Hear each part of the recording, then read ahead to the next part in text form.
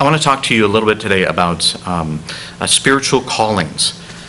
You know, a lot of people that, that get called, some people that it's grandiose and it's just, God called me to do this thing and let's, and he came down in a blah and then there's a piece of thing in there and that's why I wear the cape.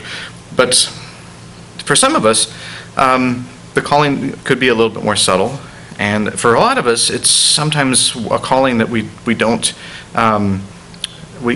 know that we're supposed to do.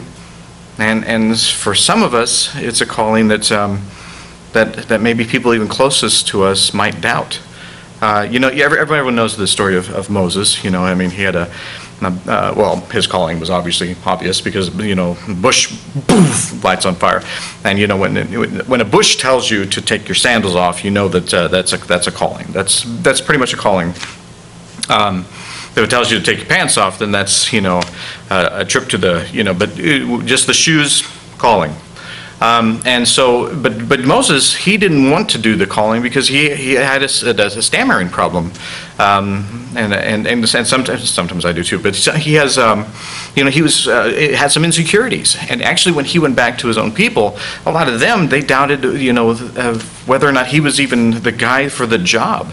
But God knows, and that's the important thing. A lot of us when we feel called. We have things that happen to us, and we have doubts and things like that.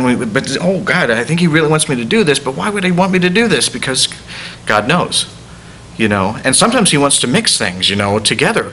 And you think, well, that's not a good mix. I have this quality and I have this, this quality, and I'm supposed to mix them together. But that doesn't make sense. God knows. And sometimes your friends are going to doubt you, and they're going to say, "Well, that doesn't make sense. I don't know why you would do that because, God knows.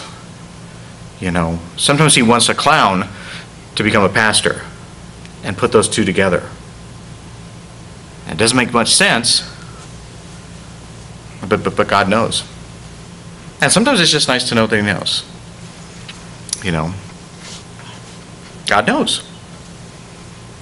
Not God knows, not God's nose. God knows. You understand what I'm saying.